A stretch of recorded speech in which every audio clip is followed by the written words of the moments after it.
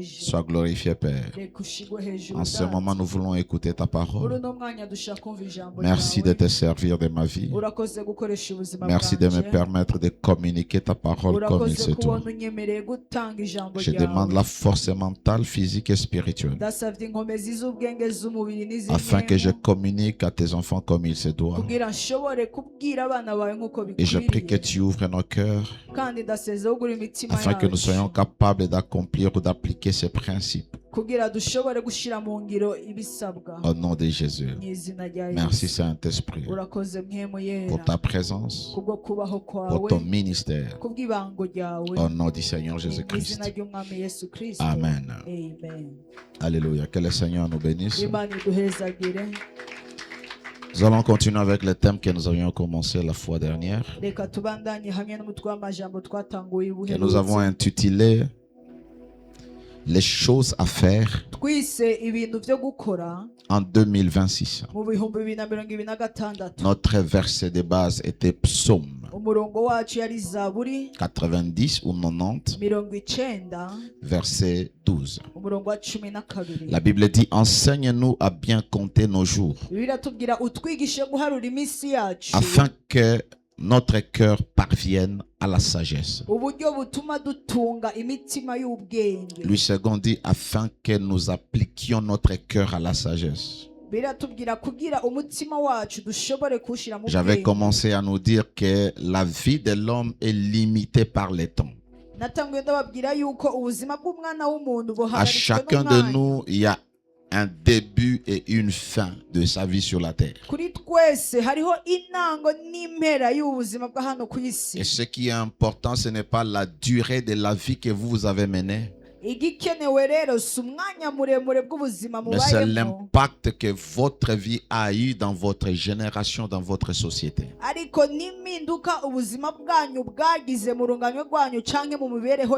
Et nous devons avoir la sagesse afin de gérer chaque jour que Dieu nous donne, afin de bien le vivre et de faire des choses que nous devons faire pour ces jours-là.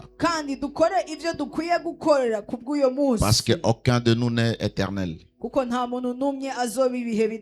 Et la vie, elle a tout son sens lorsqu'elle est vécue pour une cause, lorsqu'elle est vécue pour un but. Alléluia. Je ne vais pas rentrer dans tout ce que j'avais enseigné parce que je dois continuer. Mais j'ai donné la cinquième chose qui était: vous devez définir vos objectifs. Vous devez vous fixer des objectifs. Développez par exemple votre vie de prière. Augmentez votre connaissance biblique. Réussir dans les études. Acheter une maison, une parcelle. Commencer un business. Parce que vous devez lutter pour l'indépendance financière. Vous devez faire tout ce qui est à votre pouvoir pour être financièrement indépendant. Alléluia. Peut-être vous avez un objectif de perdre le poids. Peut-être vous voulez augmenter votre savoir en lisant plus de livres. Une personne qui lit beaucoup est une personne éveillée. Et ce qui différencie les gens, c'est la quantité ou la qualité d'information qu'ils ont.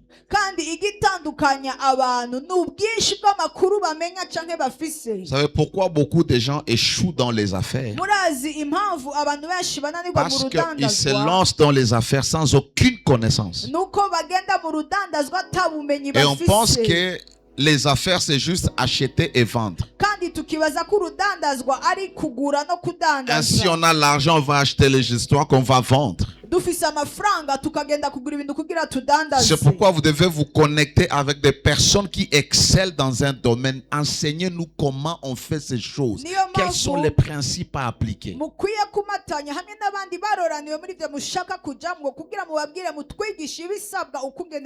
Dans tout ce que vous voulez faire, ayez l'habitude d'avoir une certaine connaissance sur ces domaines. Il n'y a qu'à l'église où les gens ne veulent pas être formés.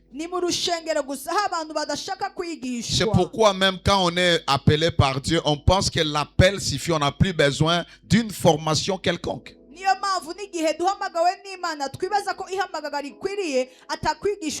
Le Saint-Esprit va te donner la direction, mais il y a un niveau de connaissance que tu dois avoir, ça doit venir d'une formation.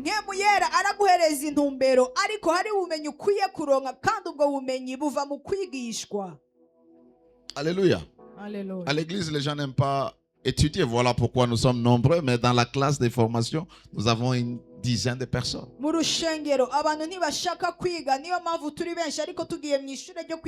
Lorsque Dieu t'appelle, tu dois avoir le temps de te préparer, de t'équiper, de te nourrir, d'être formé.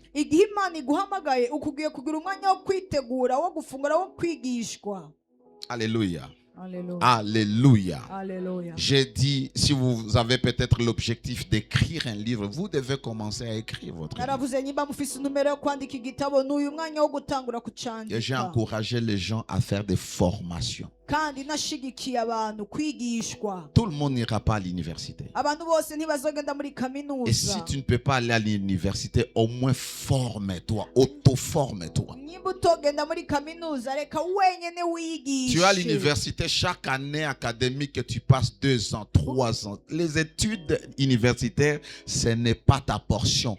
Fais une formation.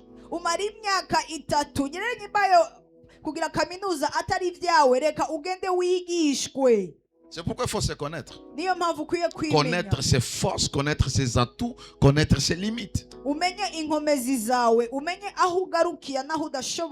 Alléluia. Alléluia. Apprenez à faire quelque chose.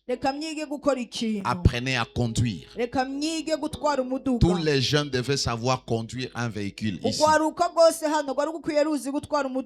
Je peux avoir quelqu'un ici qui a besoin d'un frère qui va commencer à lui aider à faire des courses. Mais des fois, on peut manquer. Alléluia. Alléluia. 6e point que je commence aujourd'hui. Apprenez à planifier pour l'année qui vient. Ayez la culture de la planification. Planifier, c'est mettre sur place quelque chose qu'on veut atteindre, qu'on veut faire en suivant ses objectifs, en suivant son but.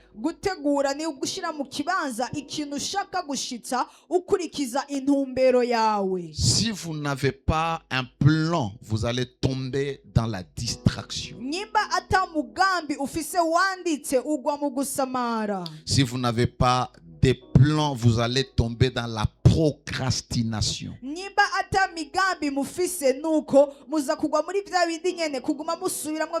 Vous allez remettre à demain ce que vous devez faire aujourd'hui.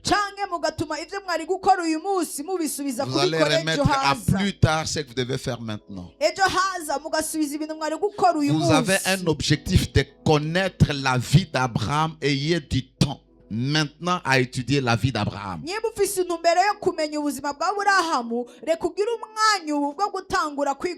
Ne dites pas je vais le faire demain. On n'a pas le temps. Chaque jour nous réserve des surprises. Chaque jour vient avec sa pression. Alors profite de ce temps ici.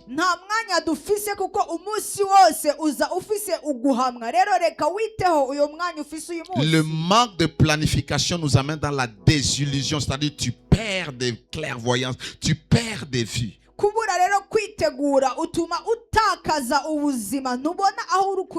Par conséquent, nous allons tomber dans l'échec. Nous devons planifier. Mettre nos objectifs ensemble. Mettre un plan pour les poursuivre et pour les réaliser.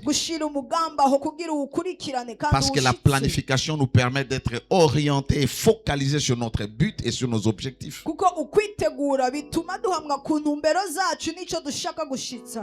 Ne te réveille pas chaque matin. Tu te laves. Tu vas au travail, tu rentres, tu dors, tu te réveilles, tu vas au travail, tu rentres, tu dors. Tu dois donner un sens à ta vie. Alléluia. Tu dois avoir un plan pour ce que tu veux réaliser. Alléluia. Genèse chapitre 41, verset 25 à 26. Ou disons 25 à 36. Mais je ne vais pas lire. Mais c'est l'histoire de Joseph qui a planifié pour sauver Égypte de la famine en faisant les stocks de blé pendant 7 ans. Il a un plan. Il sait que dans le 7 ans à venir, voici ce qui peut arriver. Il y aura famine dans cette région. Mais au moins, je dois planifier pour survivre quand la famine va surgir. Alors tu comprends que la planification te permet d'être efficace, de réaliser ce que tu attends à un certain moment.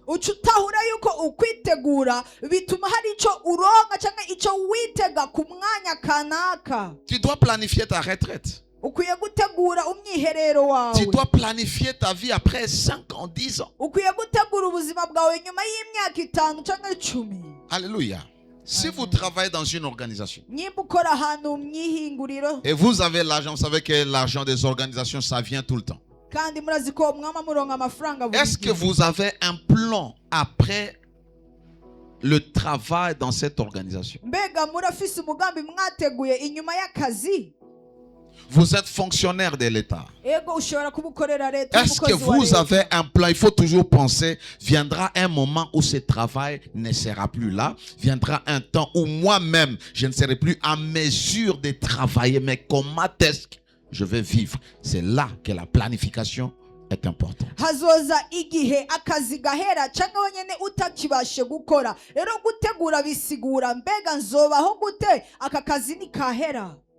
Pharaon a un songe. Il voit les épis de blé. Les petits épis sont en train d'engloutir les gros épis. Il voit encore des vaches. Des vaches maigres qui sont en train d'avaler des vaches grasses. Et il est troublé par ces visions. Et Joseph va lui dire, tous les deux songes que tu as, ils parlent de la même chose. Ça annonce un temps de famine qui va venir. Il y aura 7 ans où nous serons dans l'abondance. Nous aurons des récoltes dans nos cultures. Et nous aurons l'abondance dans nos bétails. Mais les 7 ans, lorsque ça va prendre fin, viendra un temps de la vache maigre. Et il planifie maintenant, il donne la solution. Parce que la planification, c'est pour te donner la solution. Il dit, il faut qu'on choisisse un homme intelligent et sage. C'est que si vous n'êtes pas intelligent, vous ne saurez jamais planifier pour votre vie. Un homme intelligent et sage sait penser l'avenir et pas le présent. La Bible nous envoie à l'université ou à l'école de la fourmi. Et nous dit, allez apprendre de la fourmi. Quand c'est l'été, La fourmi cherche sa nourriture et fait des stocks. Et quand ça sera l'hiver, les temps où la fourmi ne peut pas supporter le froid de l'extérieur, la fourmi aura assez de provisions pendant toute cette saison. Chaque fois que Dieu t'ouvre une porte et tu vois clair, tu vois la bénédiction, sache que cette bénédiction vient pour que tu te prépares pour la saison qui va suivre, où il n'y aura pas de robinets qui vont faire couler l'eau.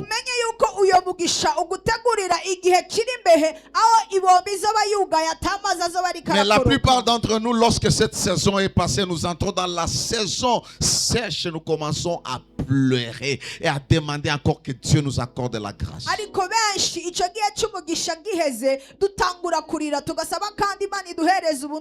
La planification lui a permis de sauver tout un peuple, toute une région. Alléluia. Pendant que vous planifiez, pendant que vous avez une vision, pendant que vous poursuivez un but et vous vous fixez des objectifs, soyez rassurés que tout sert à la gloire de Dieu et c'est dans sa volonté. Tout ce que vous voulez faire, soyez sûr que c'est la volonté de Dieu et ça sert pour la gloire de Dieu, pas pour votre gloire. Septième chose que vous devez faire cette année qui commence. Je parle de cette année, mais vous pouvez continuer. Ça doit être un principe. La responsabilité d'un père, ce n'est pas de donner des conseils. Ce sont les mères qui donnent les conseils. Les pères donnent des principes. Vous êtes parents. Votre femme va donner à vos enfants les conseils de la vie. Mais votre rôle en tant que père, vous donnez les principes. Les conseils, c'est lié à la morale. Les principes, c'est lié à votre caractère. C'est lié à votre vie. Et la Bible n'est pas un livre de conseils. C'est un livre de principes. Tu veux être ceci, sois ceci. Tu veux aller loin, fais ceci. Alléluia. Tu veux t'enrichir, fais ceci. Principes. Septième principe ou septième chose que vous devez faire. Refusez tout ce qui vous fera perdre le temps. Cette année qui commence, le temps doit être votre meilleur allié. Et refusez tout ce qui peut vous faire perdre le temps.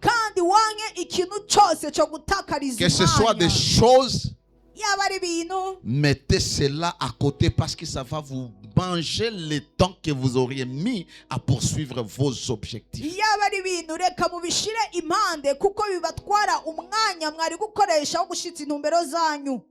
Alléluia.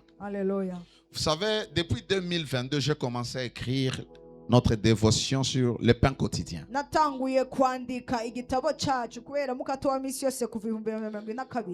Si tu n'es pas discipliné, tu ne peux pas écrire le pain quotidien. Parce que, je sais que je n'ai que 30 jours. Et dans les 30 jours, j'ai 25 jours de travail. Où je dois écrire jour pour jour. Pour que les 25 que je puisse finir le pain quotidien. Le 26, le 27 jusqu'au 29, je dois lire tous les pains quotidiens pour corriger.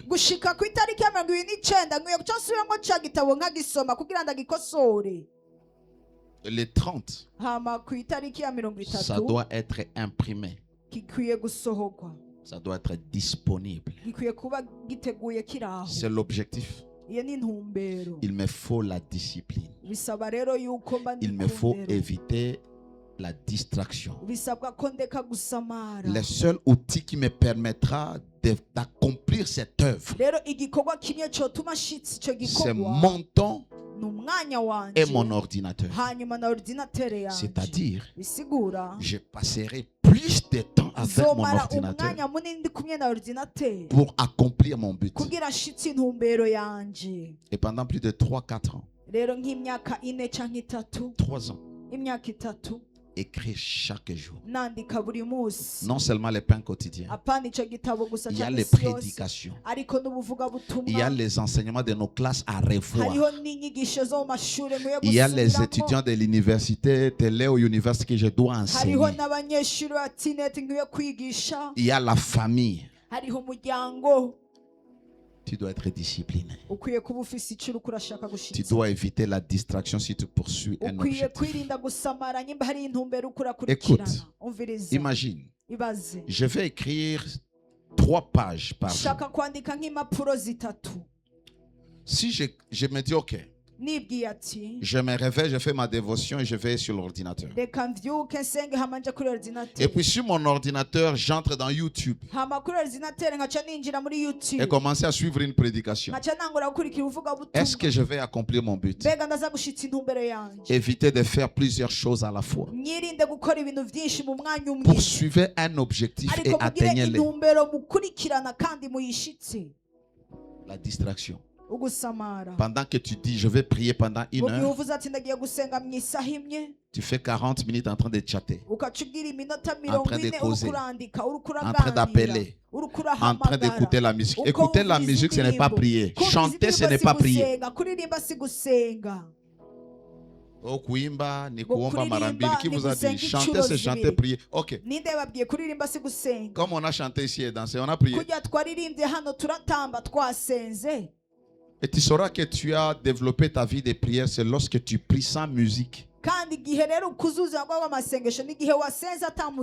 Et tu pries sans chanter. Father, in the name of Jesus, là, tu montes jusqu'à ce que tu vas descendre. Évite les choses qui te distraient. Évite les personnes qui te font perdre le temps. Moi, j'ai un principe. Je ne m'associe pas à tout le monde. Ce n'est pas de l'orgueil. De toutes les façons, c'est à quoi Rafiki a battu.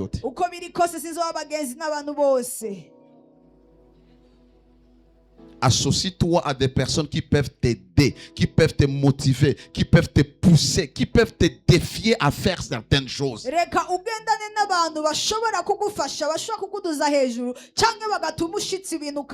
Toi, tu as une vision, tu cours avec des gens qui n'ont aucune vision, comme ma fille avait enseigné une fois, des gens qui n'ont rien à perdre.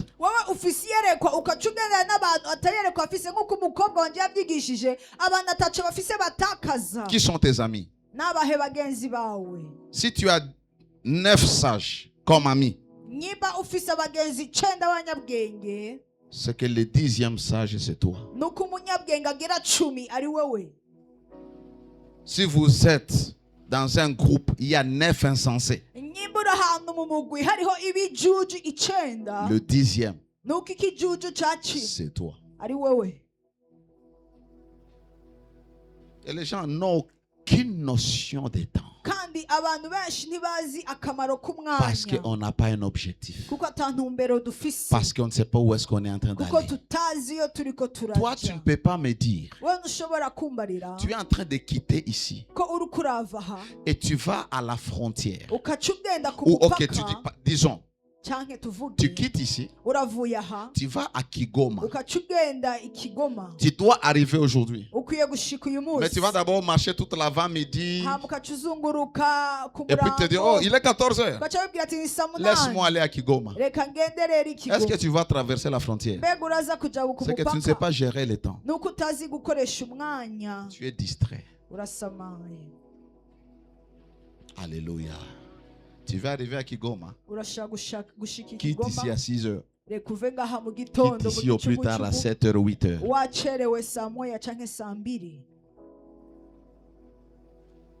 J'aime lorsqu'on voyage en avion. Hapana hizi bisi za kwenda Dar es Salaam mafuta piga simu unakamata moto unawafuata paka kule kwa Mswahili.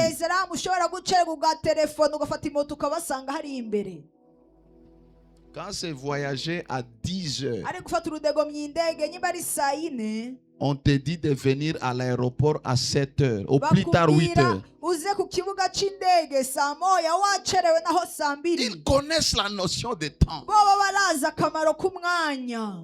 Cet avion doit arriver à Nairobi à 15h. C'est-à-dire vous devez quitter ici à 11h.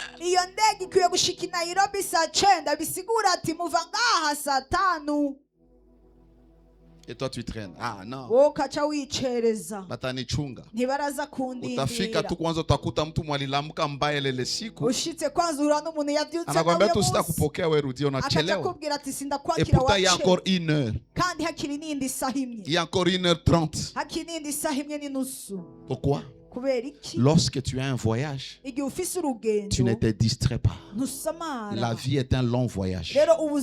Et tu n'as pas à regarder à gauche, à droite. Celui qui court dans un stade, il ne regarde pas celui qui l'applaudit. Imaginez un grand joueur footballeur. Toi, tu aimes qui dans le football? Lionel Messi. Messi. Toi, tu as Messi. Et toi, disons que, supposons que toi et Messi, vous vous connaissez. Et quand on lui donne la balle, toi, tu dis Messi, avance. Et puis Messi laisse. Il te regarde. Gloria. Je veux marquer. Est-ce qu'il va marquer? Tu es en train de courir, occupé par tout ce qui se passe à l'extérieur. Il y a des gens qui peuvent te faire passer le temps. Jiwazo kuna kazi. Wala unataka kuya kanisani. Alafu mtu mwana kuangalia. La personne vient te regarder, te rendre visite, et puis tu attends. Et ton cœur là, tu ne sais pas dire non aux gens pour ne pas les blesser. Qu'est-ce que tu as dit que les gens soient blessés ou non? Ok, si se blesse, la vie ne continue pas. Mon frère, c'est le temps d'aller à l'église, on va se voir après. Nous rentrons à 19h. Mais on a fini la culte. C'était le jour de ta visitation. Alléluia. Alléluia. Tout celui qui te prend du temps est l'ennemi de ta destinée. Toutes les choses qui te prennent du temps est l'ennemi de ta destinée. Sois discipliné même au téléphone. Du maximum de causer avec les gens au téléphone. Pendant les heures de travail, c'est 3 minutes. 2 minutes. Si c'est le week-end, on peut appeler les frères, on peut appeler la famille, on peut appeler ses parents, ses enfants. Oui, on peut causer.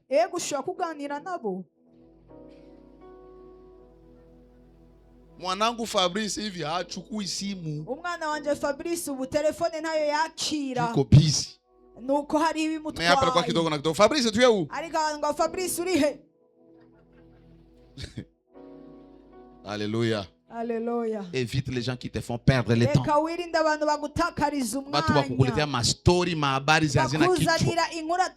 Viens me voir, parlons budget, parlons argent, parlons comment multiplier l'argent. Parlons comment est-ce que je vais donner une partie de mon argent qui va travailler pour moi pour que dans les 6 mois à venir, j'y retrouve.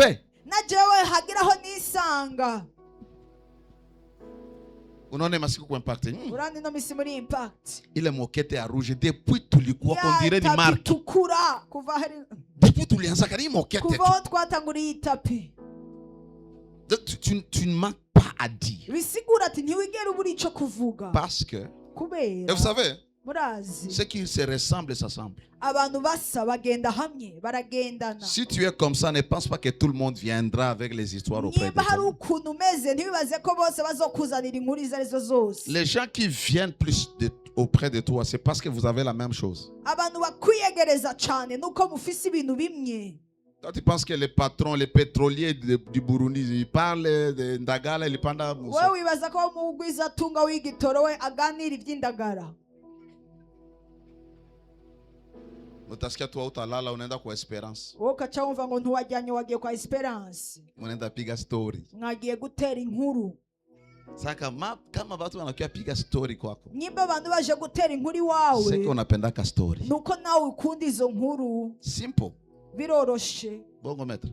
sivyo. Angalia barafiki yako. raba bagenzi bawe. Munaongeaka nini? muganira iki Na munapitishaka wakati yahe. kandi umwanya mukoresha gute. Kuko benye banapitisha wakati mkuongea vitu ambao binafaa. hariho abakoresha umwanya baganira ibintu Wengine by'ingirakamaro. wanaikala maake pastere hii abandi priere bakigera ni ati yeye peke tu ndo aliongoza. iyi sengesho niwe gusa yarongoye. Bona mama pastere atukumuona. none ko mama pasitoro Paske tutamubonye sana kio kanisa hiyo benye bilimuleta. kubera aje mu rusengero ntazi ibyamuzanye. Alléluia. Refusez tout ce qui vous fait passer le temps. Acha nikusaidie tena. reka nkufashe gato. Apprends-nous reka à bien utwigishe compter guharura nos jours iminsi pour que yacu nous appliquions notre cœur kugira umutima à la wacu sagesse. tushire ku bwenge. Perdre le temps, gutakaza c'est agir en umwanya insensé. ni gukora C'est-à-dire tu n'as pas compris la notion des temps. watahuye ingirakamaro Et tu ku penses mwanya que tu as tout le temps. kandi ukibaza ngo ufise umwanya wose. Mina kwa naishi na conscience moya maisha jewe yangu. mbayeho no kumenya mu buzima Un jour, bwanje. umunsi je umwe partirai. nuko Je nzogenda. partirai. ego nzogenda. Najua kile kitu I know it. ivyo ndabizi neza. Naijuaka. ivyo ndabizi neza. Sijue ni siku gani lakini najuaka Sinzi ko ari ryari. one day ariko ndazi ku munsi umwe que mes enfants le veulent ou pas, abana banje que babigomba mon épouse le veut ou pas, umukenyezi wanje yabigomba I will atabigomba live. nuko umunsi umwe je prendrai nzogenda. cet avion nuko iyo munsi nzofata iyo ndege. non retour. iyo ndege itagaruka. Mais pendant que tu es conscient de ça, ariko qu'est-ce rero que mu tu gihe fais? ubizi byo none uko ukora iki. Alléluia. Haleluya.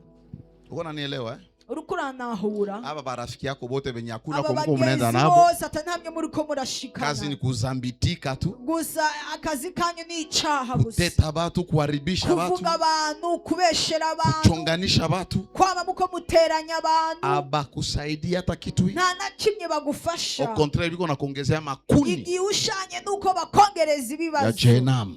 bako bagushira muri Jehanamu canke mu muriro udashira. Ambatana na watu watakusaidia. reka umatanye n'abantu babwira icyo Kiroho, bagufasha kimwili, kipesa. yaba mu mwemu yaba mu buryo bw'amafaranga. Par exemple, niko pasteur. akarorero genda umwungere Na mimi natafuta pastor niingie mu monde ya business. nanjye shaka kwinjira mu isi ya business. Mui kanisa naweza juacha nikaone fulani. muri no rushengero n'umunyatireka ndabe Na nimuone kanaka fulani. ndabe kanaka Niongee naye hivi vitu. hamanganire nawe kuvyerekeye Anisaidie. anshobore kumfasha. Et puis vous devez choisir aussi les amis. hama mukwiye guhitamwo n'abagenzi. Savoir faire les choix de ses amis. ukamenya guhitamwo abagenzi. Imagine moi Papa Abel. ibaze je papa Abel. Papa Abel, je papa Abel responsable, ni jewe Des familles, ndongoye imiryango. responsable de ministère. ni jewe nshigikiye Et je vais être ababango. l'ami à Enoch, hama nkacamo umugenzi na Enoki un élève. umunyeshure Tunapigaka story, tuganira inkuru tunaendaka tunapanda. tukagenda tukaduga. Huyu Enoch mimi atanisaidia kunini? none Enoki jewe amfasha iki? Apare tu niko na besoin kunywa maana ambia Enoch kanete mai ni kunywa. kiretse nkeneye kunywa amazi nabwiye Enoki nzanira amazi nywe. Kwenda niuzie kitu fulani. genda ugurira ikintu Enoch kanaka. atanipatia hekima gani Enoki rero ampereza ubwenge ubuhe en tant que père de famille? en tant que responsable des ministères, c'est que je dois choisir.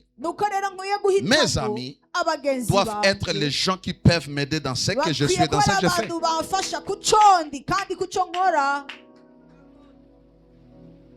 Mama yetu yuko hapa. Mama wachara. Kisha kamate mtoto wangu huyo akwe rafiki yake. Akachafata uyu mwana ngo abe umugenzi wiwe. Sauf pour l'aider. Kiretse agira anaweza msogeza tu kwa kumsaidia. Ashobora kumyegereza ngo amufashe. Alléluia.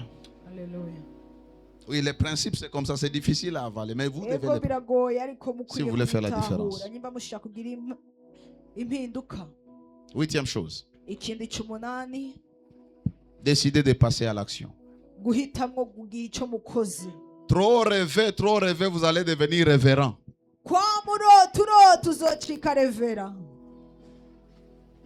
Vous rêvez trop.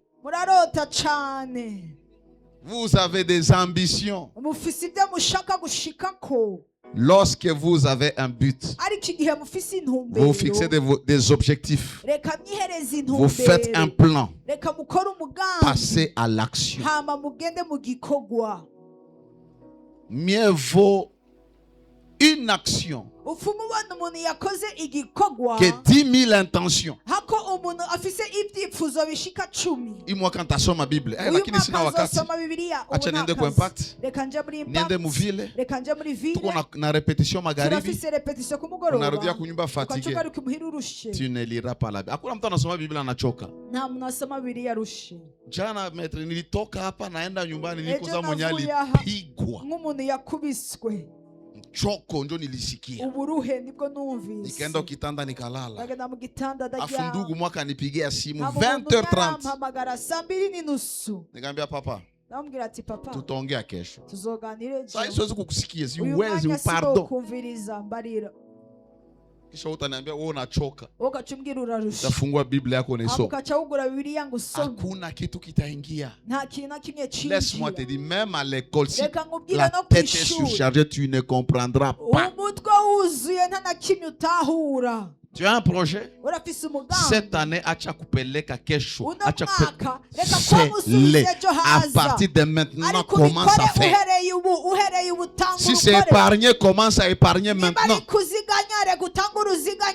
Parce que tu te dis, nitaanza quoi? Ka salon de coiffure. Hapa kila mtu anakuwa na kampuni na entreprise. Papa, tondeze moya mama, tondeze moya. Na kio moya, na kichanua. Na ma désinfectant. Mbele mlango wako. Kasha mbrete tuka 2 mètres kama si na kalavabo kafasi ya kukosesha batu. 3000 par jour, on a 10 000. On a ngapi? 3000 par jour, on a 9000. 30 000. Kama ulipata batu 10. Lakini salon de coiffure ni yetu. Na ma elegance hii kanisa yetu ya batu ba elegant. Na babana wa mu rushengeri wacu guca. Utakufa maskini. Uzopfukenye. Chuko unatafuta wanze kampuni, wanze enda Dubai. Kuko ushaka gutanga urugende za Dubai. Kila mtu si wa Dubai. Umuntu wese so kuji Dubai. Avec 200. Tu peux commencer. Kuko masalon hapa ngambo ya barabara. Niambie zile salon zinalipiwa ngapi? Kama ni 80,000 kwa mwezi. Muko tondeze mbili. Lakini unasema utafanywa na kuya parama shikaru yado. J'ouvre le ciel. Je déclare la bénédiction et l'abondance. Arrête de te séduire. Fais quelque chose. Quand vous allez au PAF, à la PAF, quand vous allez là-bas, il y a quelqu'un qui a un petit appareil. Akaka chini bana kauza kama ni 70,000 kama ni 100,000 kadogo. Na carte mémoire. Anauza rame ya buma papier photo. C'est moins de 20,000. Iko na ka imprimante ka kidogo kama ni ka 100,000 ama 150,000. Wende kuma second hand. Na unafika pale na kupiga photo na tosha express 5,000. Unajua pale anaingiza ngapi?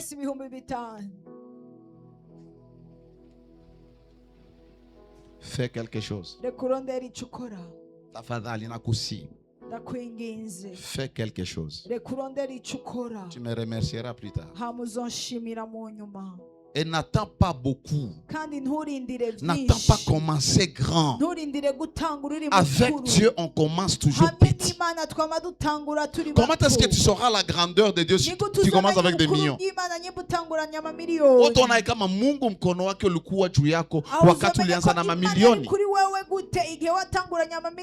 Je bénis la vie, Dieu pour la vie de ma fille. Ils sont venus ici. Son mari est parti travailler. Je sais que son mari n'a pas un très grand salaire. Mais ils ont été en mesure d'établir des affaires, de construire la maison. Joanini, il est kitoko. Alléluia. Alléluia. Kwenda hata kwa Ines akufundishe kufanya mabrasele. Akwigisha ukungene bakora utubrasele. Si tu as la faveur, tout ce que tu peux faire peut devenir de l'or. Ça peut devenir précieux. Ma bracelet tu hapa. Mimi baba kwanza anapenda bracelet. Tapiga tabi 8 hapa. Vala ma bracelet bien. Nana safi yangu. Kama kuko mtu mwana anafanya hivi tutaenda muzia ule wapa. Tukacha tumushorera. Passe à l'action. Dis à celui qui est à côté de toi, arrête de rêver, tu vas devenir révérend. Passe à l'action.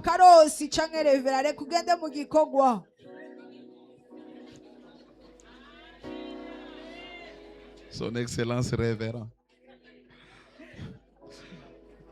C'est un révérend, il m'a dit qu'on a rêvé ça. Alléluia. Alléluia. Vous ne pouvez pas changer votre vie. Vous ne pouvez pas changer les choses si vous ne décidez pas de passer à l'action. Alléluia. Alléluia. L'inaction nous met au point mort. L'inaction te met au point mort, c'est-à-dire tu ne sais pas avancer, tu ne sais pas reculer, tu ne sais pas où aller. Il faut faire quelque chose. Alléluia. Alléluia. Genèse chapitre 26. Genèse 26, verset 12. Isaac sema dans ce pays et il recueillit cette année le centuple car l'Éternel le bénit. Dans ce pays, il y avait sécheresse, c'est-à-dire les gens ne pouvaient pas prendre la résolution d'aller semer leurs champs.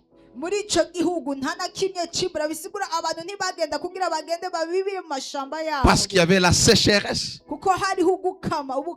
C'était pas le temps de passer en action. C'était pas le temps de s'aimer.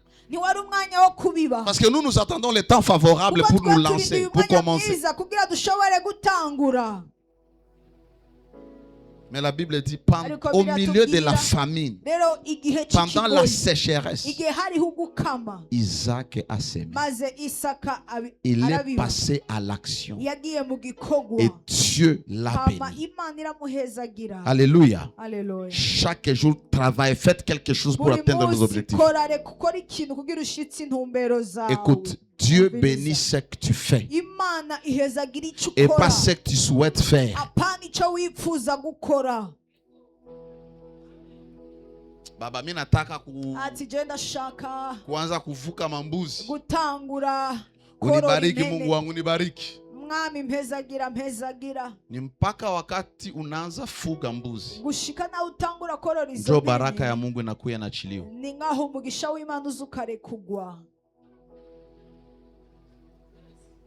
Acha niongezee hapa. Kuko kitu kinyefu utoshe ukwe deliver na ni boga. La peur. Peur de commencer. Sintaomba mimi lakini. Hivi kwetu hakuna mwenye iko na nyota ya biashara. Mimi ninge biashara wapi? Wewe ushavunja madhabahu. Ushageuza kila kitu. Ungana kumbuka tu kama kwenu watu waendelea kile. Toi tu vas avancer parce que tu as Dieu, tu as la connaissance, tu entres dans ce domaine, tu renverses, tu prends autorité, tu implants.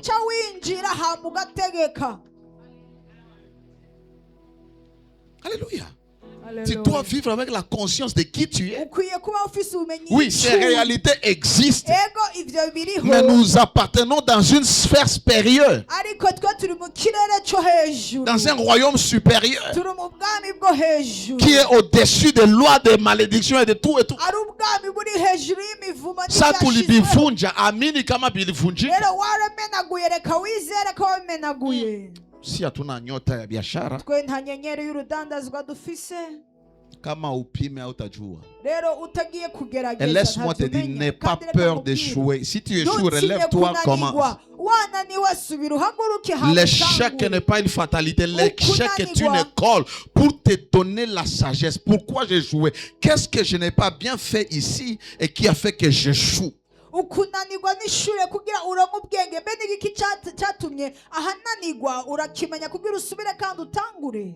Mama yangu yuko nafanya biashara. Mama wanje akagira urudandazwa. Mtaji wake ni 5 millions. Umutahe we ni milioni 5. Afa ananunua vitu vya 5 millions. Akachagura ibintu vya milioni 5. Anauzisha. Akachadandaza. Magharibi anauzisha 500,000. Kumugoroba akachadandaza amafaranga. Acha nitoe kwanza cha 10. Akachavuga reka maze ngure mkigira 10. Mu 500,000 anatoa cha 10. Akachakura mkigira 10 chini. Si anaileta hapa mkanisa. Nakiza nyamurusi. Mimi nitakatala. Jenda vyanga. Tachukua tu. Sawa? Kisha kesho yake anauzisha 500,000. Hama eja kadandaza kande ibihumba anatoa cha 10. Agasoya kanda gukuramwo ikigira 10. Stock yake inaisha. Stock yiwe iraheze. Alijikuta alitoa cha 10 ya ngapi? Agacha isanga kwemgira 10 ya 500,000. Si sawa? 10 milioni. Sasa niambie, anatumikisha hekima wala je? Yakoresheje ubwenge cyane ntabwo yakoresha. Hii wasaidie mwewe mnafanya biashara. Rero ibi bafashe mwe mukora urudandazwa. Mule mumtahi yake, mumutahe wawe muko intere yake. Hariho inyungu yiwe. Sali uzisha. Igihe yadandaza. Kulikuwa pesa ya mtahi na ya intere mwile 500,000. Mutahe ni nyungu. Lakini yeye akatoa zote. Ariko we yakuyemo yose. Miezi 6 baadaye. Rero inyuma ya mezi 6 ataomba. Azochaho. Alafu atasema bona nilikuwa natoa cha 10. Ule pastere ni fake. Ile kanisa haina upako hapa. Hapa hakuna bia fake wala bia upako. Hapa ni principle. Hano ni kukurikizwa igisabwa. C'est-à-dire si bitu byako ni bia 5 millions. Unapasha jua intérêt yako ni ngapi. Kumenya inyungu yawe ni yangahe. Uliuzisha vitu. Wadandaje ibintu. Intérêt yako. Rero inyungu yawe. Unatoa cha 10. Mu nyungu nukura mu kigira 10. Intérêt yako. Ukura mu kigira 10 mu nyungu yawe. Sio kila siku uliuzisha. Sumwanya wose wadandaje ukura mu kigira 10. Unapasha okay, hii vitu vyangu biko na valeur na ma dépense yote. Agaciro hamwe na ma dépense. Unapasha calculer bile vitu yote. Ukwiye kuchuharura ivyo byose. Utia 3 millions. Hariho milioni 6. Unafanya na ma dépense na inafika 4 millions. Sasa utaujisha vyote vinafika 5 millions. Intérêt yako ni ngapi? Inyungu yawe ni yangahe? 1 million. Yo milioni umwe gusa. So we pari ya kutoa 1 million toa 500,000. Hako ukura ngo milioni ukachukura ngo mifunga. Bwana mimi Mungu atanirevela sema uko nafanya makosa. Mimi nitaichukua tu Bwana. Je uzanyo wakoza makosa ndayakiruko. Na tutoza mabafle. Kandi duce tugura mabafle. Kauza mainite. Tugura mainite. Na uko napigika kule. Kandi nawe ukura teseka hari kubitwa. Alléluia. Alléluia. Passez à l'action. Acha kureve, acha planifier tout. Fais quelque chose. Dieu bénit ce que tu fais. Et pas ce que tu as l'intention de faire. La Bible dit Dieu a béni le travail de leurs mains. Israël. Il a béni quoi? Le travail de leurs mains. Mungu kukutajirisha. Hakupi pesa. Si Dieu veut te bénir ou te rendre riche, il ne te donne pas l'argent. Il te donne les idées. Tu convertis ces idées à un besoin. c'est-à-dire à une solution qui va répondre à un besoin. Et tu vas échanger ta pensée avec l'argent. Imagine ça. Jua kali tupige fa mtu mwana kwa tuna maji ya baridi pale. Kila mtoto anunua. Juu ya nini? Anaidentifie shida na analeta solution. Franga sio makaratasi. Franga ni échange ya besoin. Na valeur yenye unaleta. Value. Qu'est-ce que tu offres? Qu'est-ce que tu offres?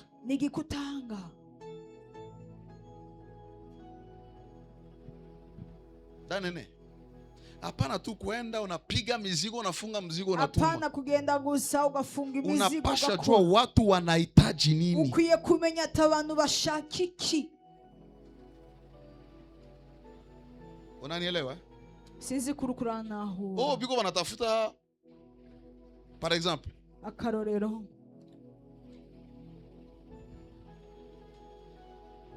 Tuseme hapa kwetu. Tuvuga hiwacu. Kuko kitu kinakosa si vile? Hari ikintu kibuze. Na pour que upate franga. Kandi kugira nk'amafaranga. Il faut leta ile kitu kinakosa. Birasabwa ko uzana ico kintu kibuze. Lakini sisi tunakuwa bon. Huyu dada yuko anaujisha maperle. Naona kukanisa wanamuzia maperle sana, mimi naleta maperle. Ndabona amushire tudedere kananje zanu tudede. Fais quelque chose. Rekurondera icukora. Fanya kitu. Rekurondera icukora. Hii mwaka inaanza kuwa mtu wa maaction hapana mtu wa parole. Utanguye kuba umuntu w'ibikogwa hapana umuntu w'amajambo. Parle peu. Rekuvuge make. Tu sais. Urazi. On ne peut pas défier les résultats. On ne peut pas défier les résultats. Les gens parlent. Toi travaille. Le succès est une meilleure réponse. La réussite est une meilleure réponse. Les gens parlent. Les gens critiquent. Toi focalise-toi sur ton travail. Time will tell. Le temps dira mieux. Alléluia. Neuvième chose. Prenez soin de votre santé.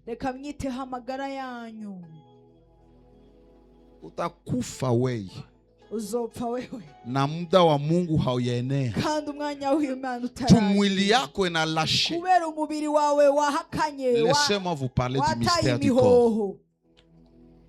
Unaona kuko mtu anaweza fanya accident na anakufa. Hari umuntu ashobora kugira isanganya agapfa. Sio kama muda wake ulikuwa ushenea. Suko umwanya we wari washitse. Anakufa tu kulikuwa shoke mshtuko. Ariko yapfuye kubera hariho ikintu cyabaye. Nafsi yake ilipata pressure mpaka ikatoka. Umutima wiwe wasivye gushika naho ucusohoka, ucurekura. Lakini akufi. Ariko ntiyapfuye. Prends soin de ta santé. La meilleure chose que Dieu t'a donnée, c'est ta santé. Peu importe ce que tu fais, donne-toi le temps de te reposer. Acha nakwambia, ukifatana tu na Mungu, hakuna siku atakayokuja niambia Abel mwanangu ona choka pumzika kidogo. Piga time mwa kwenda vakansa. Kwanza hivi niko naomba Mungu tusai tu tukimaze mafete tu Mungu wangu acha niende. Twarangiza Mana reka ngende. Toke muima. Makuvunja, kuhubiri nikale tu fasi na mimi usote nisikie. Nicara ahantu kugira naje nshobore kuguma. Na mimi naenda naona mavitu natoka muimu. Ngende mbona ibintu mve muri iki kirere. Nipate nguvu baki kupatia mwili wangu sai. Boguhereza umubiri wanje ubunyine. Nanirutia 3 minutes. Ucubusubiza mu minota 3. Pressure.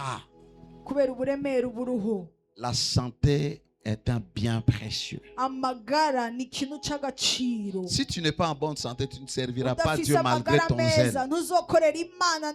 Le travail là où tu travailles du matin au soir, tu ne te reposes pas. Quand tu vas mourir, personne ne viendra.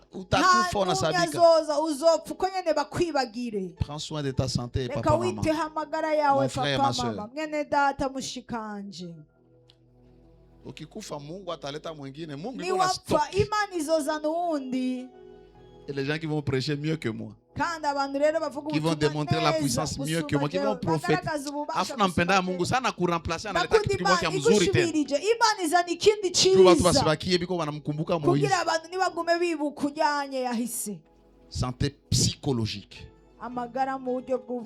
Prends soin de ta santé psychologique. Upper mind. Mental. Santé mentale. Santé émotionnelle. Alléluia. Jua ni unapenda weka vitu hapa. Jua ni unawaza sana maisha. Il y a des choses qu'on ne change pas. C'est arrivé, c'est arrivé. Il y a des choses que tu ne changeras pas. Ta condition, tu ne peux pas la changer. Préserve ta tête. Batu mingi biko na shida ya kichwa. Hapo nasikia manere mawazo. Banawazaka sana, banapiga mahesabu sana. Banajiinquiete sana. Unajua kama kichwa chako ndio cerveau, ndio na controller mwili wako wote. Kichwa kivurugika, mwili wote unasambuka. Nere moja tu ikatike mkichwa ndio utajua kwa maana kichwa. Le docteur peut nous dire parce que c'est son domaine. Donnez-lui le micro et nous parle un peu de l'importance de ne pas mettre les choses dans la tête psychologiquement. Mpati konzate. Kama tata yangu.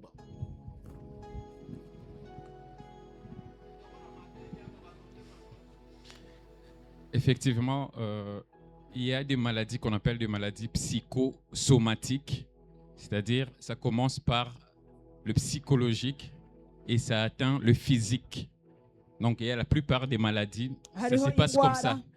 Et donc la personne commence par penser, s'inquiéter et son psychisme est atteint. Et ça, automatiquement, ça atteint les physiques. Et la personne peut consulter. On fera tous les examens possibles. Il n'y aura rien qu'on va trouver. Et pourtant, tout est parti du psychisme et ça atteint son physique. Et nous, on ne peut pas mettre des traitements à l'aveuglette comme ça, alors qu'il faut d'abord un soutien psychologique. Et dès que la personne psychologiquement va bien, le physique va suivre. Ça ira aussi bien. Voilà.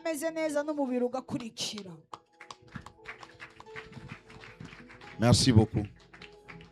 Santé psychologique.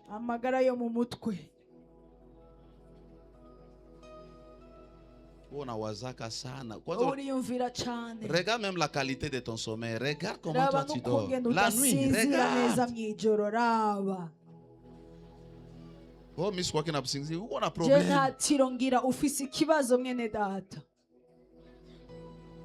C'est pourquoi il faut rentrer plus tard. Trouver les causes de ça. Pourquoi?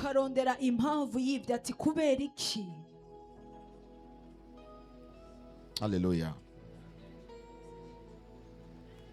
Préservez votre cœur. Hakuna mtu atalinda roho yako. Nta muntu azorinda umutima wawe. Utakiwa gonjwa magonjwa ya moyo juu ya kuweka vitu mu roho. Kubera kubika ibintu mu mitima. We kila wakati unasikia roho yako inafremia. Wonganya wose umuvu umutima wawe ukubita. Kidogo gato gusa umutima ugakubita. You are full. Nuko wuzuye. Débarrasse ces choses, ça va te dire. Hapo nasikia pigo arrêt cardiaque ni moyo ulikatala kutembea. Imitima yahagaze nuko imitima byanse kwibandanya ikubita. Mtu alikukoseaka mu 1923. Yakubabaje hari imyaka iheze.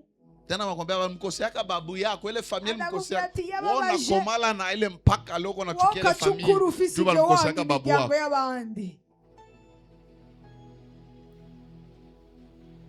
Qu'est-ce que tu gardes dans ton cœur? L'offense. Toi le kukwaza. Sanduku motema sanduku.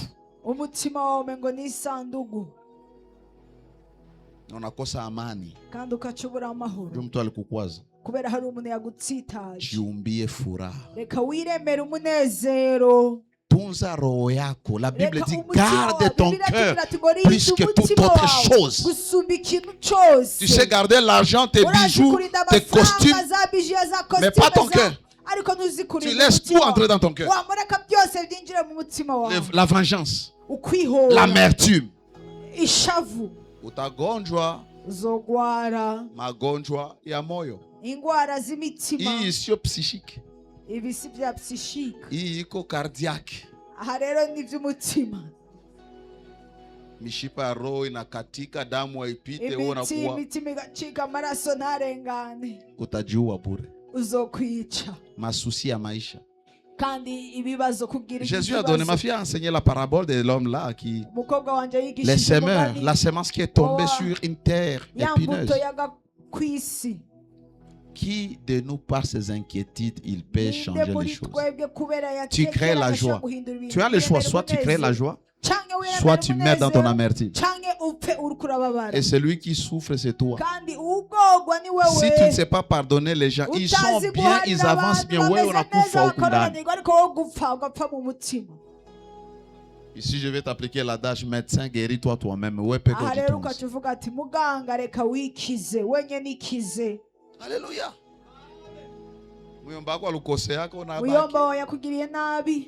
La vie continue, laisse passer, la vie continue.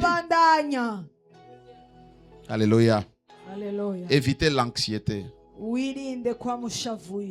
les inquiétudes. Évitez d'accumuler les mauvais souvenirs.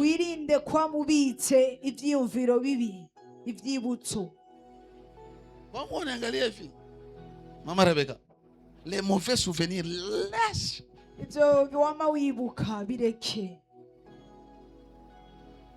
Parce que c'est qui nous tue. Et ça fera que tu n'es pas la joie. Tu ne seras jamais épanoui. Peu importe ce qu'on te donne, tu vas être aigri.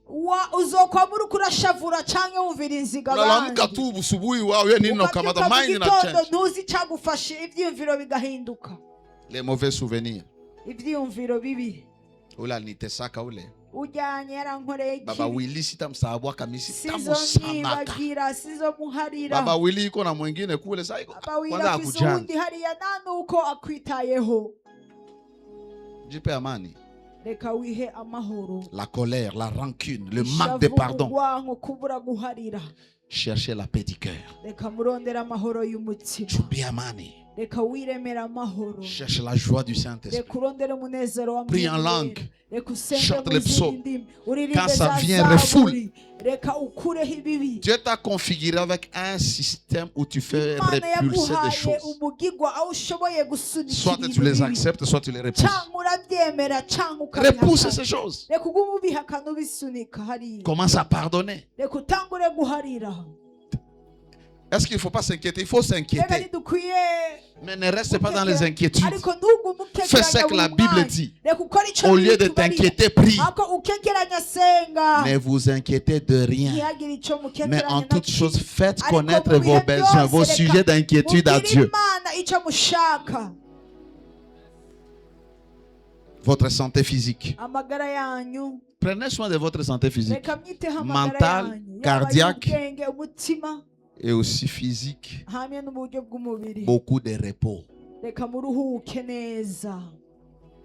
Ça vient qu'on a Mungu Baba, mie tapumuzika tu. La seule pour musique. Avant le 21, j'ai commencé à travailler. Je pensais que je vais travailler avec tout le monde, mais l'esprit me conduit. Parce que les kitabu singi patia mtu akiwa kifundisha. Tu vois, même hier, je n'ai pas utilisé les livres. Toutes les requêtes de prière, c'est quoi na toka. Alléluia. J'ai besoin du repos physique. Hivi nikitoka hapa simu nafunga naenda na. Kani endeleshe jene gani fungule.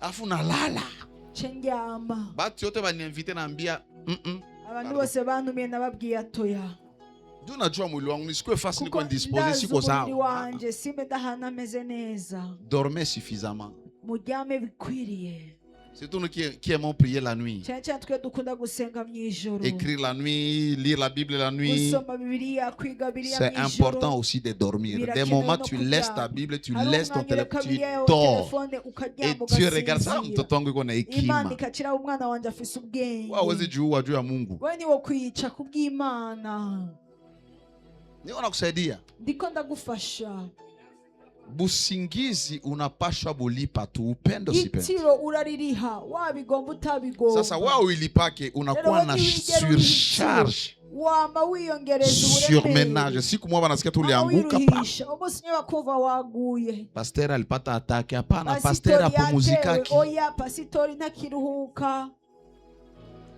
ndio maana mimi kibidi kulala na Niyo lala mpamvu kabisa hageze ko wala ndyama, sijankete ndaryama. asime sikuomba busiku ndio ni Sinyekeranya ngo mimi sinasezera ndo kwanza ijoro. kulala bila kuomba Nandi wa mbere asinzire ntasenze Mungu akiniwezesha naamka naomba Imana dakika ishoboje, 2 3 ndabyuka baba naacha ngasenga. watoto wako wote iminota ibiri mikono itatu mana abana bawe bose ndabashize mu maboko Mungu yawe baba wabariki na wafinike usiku wa leo ubahezagire tulale kandi ubapfuke nikale sa baba angalia mama la joie Urumva kumbuka na papa ntangure Mana na Celestin mama la joie, Papa uko Celestin. masiku za vile na siku zingine tulale si Hariya bote iyi tunamaza kula bisaho, chakula twese merci Seigneur pour la turyama, journée turejeje kuryama, murakoze tugasinzira haupumuzike usiku wowe niwigera uruhuka mw'ijoro haupumuzike mchana niwigera uruhuka no ku murango plus les années avancent uko imyaka izogenda conséquence ya manque ya Ingaruka gestion ya mwili mbi. wako y'ukungene witwararitse umubiri utakuwaka wawe tu uzoboneka il y a un certain âge hariho imyaka ushika tu ne ko peux plus jeûner à sec ntugishoboye kwisonzesha mamangu nimwambia siku hii mambo ya jeûne sec achana nayo mama wanje aramubwira ibintu vya seke bireke mama bireke miaka inaenda imyaka mwili wako iriko iragenda umubiri wawe développer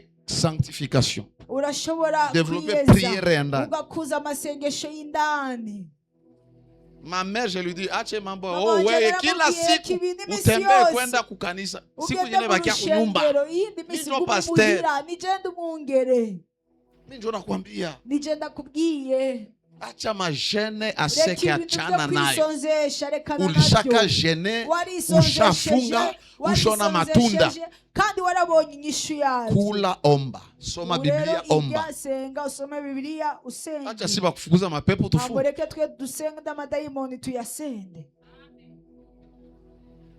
c'est comme je disais nkuko nariko ndavuga il y a certaines choses que ton corps hariho ibindi n'a bintu plus umubiri besoin wawe utagikeneye quand tu es encore jeune igihe muombe ukiri umusore reka musenge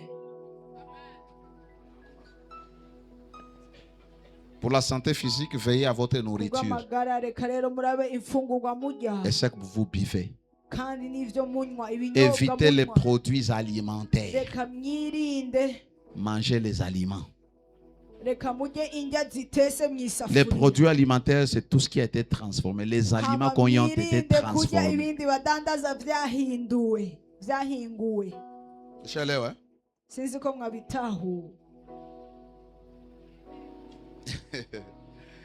wewe leo unaenda hapa kwa nani hapa unanunua kilo ya nyama si unaikula si sawa wowe ugiye uraguza ikiro c'inyama si kio unasema hapana mimi napenda kile ma corned beef jewe nkunda za corned beef ile ndio mimi napenda nikule ile ni produit alimentaire rero zijya ndya zarahinguwe hii maji unapenda kunywa maji ma ibinyobwa energy ukunda kunywa za energy n'izindi uko unajiua wewe uri kuriyica na wale watu hawajui kama itakunuire kandi bajya anatafuta ntibazi ko pesa bizakora bo barondera amafaranga uliona sisi kupiga hapa une semaine tu bila sukari mu mwili yako Urabona? nafikiri uko unajisikia sawa wewe indwi gusa atasukari mu mubiri nturi kuriyumva dans ton neza corps tu te sens mieux parce qu'il n'y a Umubiri pas wawe les wiyumva sucres neza. Wiyumva neza kuko atasukari mai mingi amazi menshi zero sukari nta mwili na sukari inajiadapte inajitengeneza umubiri ukaca umera neza éviter les aliments trop gras rero reka mwirinde indya zuzuye amavuta mnacheka nini maka wewe mnapendaga binono trop gras trop sucré trop salé trop indya acidulé zuzuye amavuta ibi byuzuye umunyu beaucoup isukari d'acide amaside beaucoup de sucre Modération. Alléluia. Est-ce que mbaya kula lakini kula na modération? Regarde ton pondou, ton sombe là. Les sombes là-bas, une grande couche de lac d'huile. Et puis la viande, couche d'huile. Les haricots. Tena wewe chose grave. Wewe mchele unatia mafuta. Unatia chumvi. Nyama unatia mafuta. Unatia chumvi. Sombe unatia mafuta. Unatia chumvi. Kuko bengine bakikula na banakata na sukari banatia. Ari nabandi bakuza kuca bafata isukari. Les maladies entrent progressivement. Et la plupart de nos maladies sont liées à notre alimentation.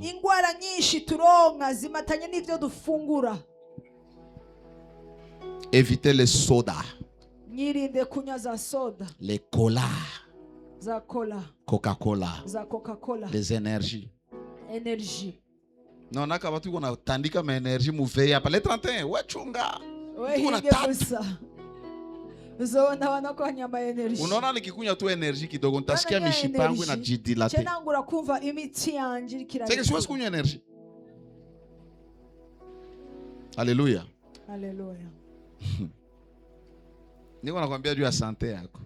Ndiko ndababwira kwera magara yawe. Ni kama bale wanaoshaka cigarette sio fumer est préjudiciable à la santé lakini wanauzisha. Ni wewe ndio unani mimi nitatafuta hela. Kwanza nipata franga nafungula depo ya vile vitu. Ariko we akarondera mafaranga. Mimi niko natafuta hela. Akayorondera mafaranga. O gazeuse. Amazi ya gaze. Ni mzuri? Sio mtia kuzoea. Ariko sivyo kumenyera. Alléluia. Évitez les médicaments non prescrits par les médecins. Kichwa kinakuluma ushenda ku pharmacie pale buiza kuzerwa mabisi. Kichwa kona niluma ya Cafenol. Reka fate action change feno. Tetra. Reka fate yo mutavuze. Kunywa dawa yenye mganga alikuandikia. Reka unywe umuti umuganga usikwe mganga wewe peke. Wonyene ntuci ku muganga. Duta kia jitia madawa yenye nenda kukuharibisha vitu ndani. Kuhereza imiti kandi gende yonona ibintu. Unapenda madawa wewe? Worakunda imiti. Mungu akufungue. Imana ikubohore. Faites le sport. Reka rero mugire imyimenyerezo. Kimbia, tembea. Reka wiruke. Kwenda sasa pale pembeni yako uko piscine pale. Kuna piscine. Ngomba hari yo piscine reka ugende muri piscine. Magharibi wewe peke na papa mnaenda mna. Kumugoro wenyene na papa. Nage. Genda mwoge. Samwe bawili mnapiga kule ku university mnateremka mnashuka. Mutoke yasho. Alléluia. Alléluia. Une autre chose, il faut vous divertir un peu, hein? Usibaki kiro. Divertis-toi un peu. Achète le temps. Gura ihema. Kwenda kule ku beach ikala pale kula kahewa uza brochette kunywa sikira angalia mazaruba shona rudia. Relax. Reka wenyene wiremera umwanya ugende kuri beach ugarukuneze. Abanyamubiri rero barakonya amashi. Bien sûr que oui.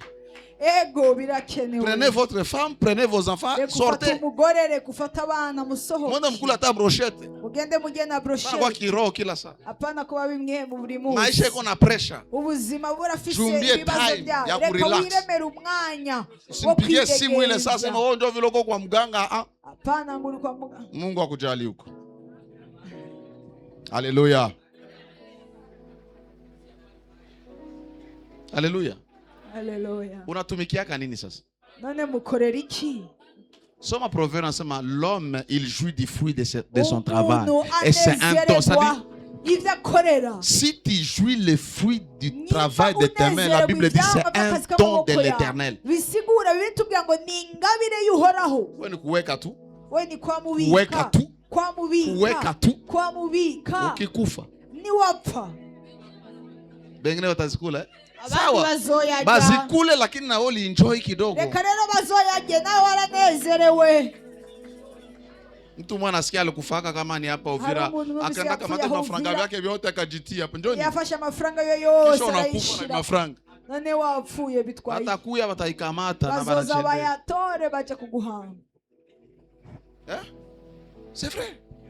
Usijime raha mu hii dunia. Ntiwime umunezero muri Maisha iko isi. deja na pressure. Ubuzima bufise Une ibibazo manière bya- de bien vivre, c'est de prendre aussi de ton argent. neza, ni gufata amafaranga Allez yawe, manger. ukagenda Si ukarya vous avez neza. les moyens, allez en Ufise vacances. uburyo, genda mu Kamata batoto wako tia mugari muende kama ni fata abana Rumonge. shira mu muduga nyuma mugenda mu Rumonge. Mkule mamikeke kule. Mugende mujye imikeke hariya. Une semaine mnarudia. Indwi imwe mugaruke.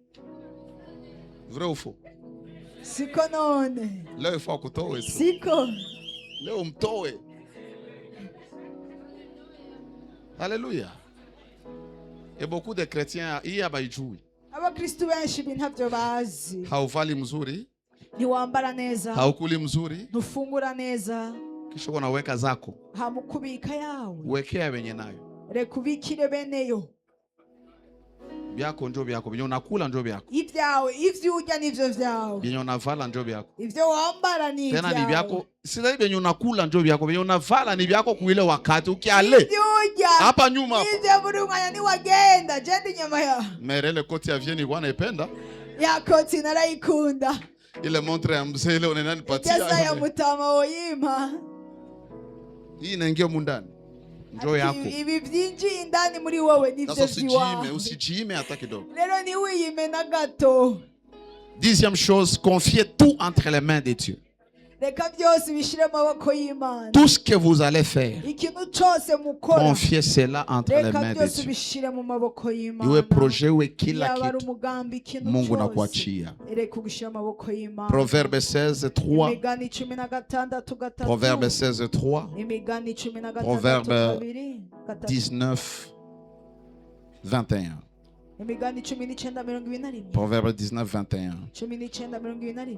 La Bible dit, recommande à l'Éternel tes œuvres, Reka ibikorwa byawe tes ubihereze projets, tes Uhoraho. buts, Imigambi yawe intumbero yawe. tes plans, tes activités. Ibyo ushaka gukora.